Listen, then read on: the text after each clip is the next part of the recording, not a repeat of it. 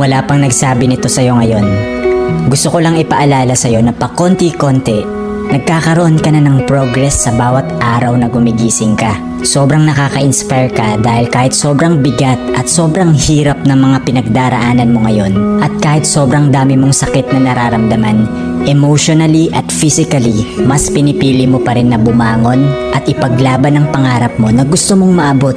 Sana alam mo din sa sarili mo na lahat ng mga efforts na ginagawa mo ngayon ay magiging worth it din. Hindi lang para sa'yo, kundi pati na rin sa mga taong mahal mo. Tandaan mo parati na step by step nakakarating ka na sa buhay na gusto mong marating. Kahit na alam ko minsan, nakakalungkot at nakaka-frustrate din.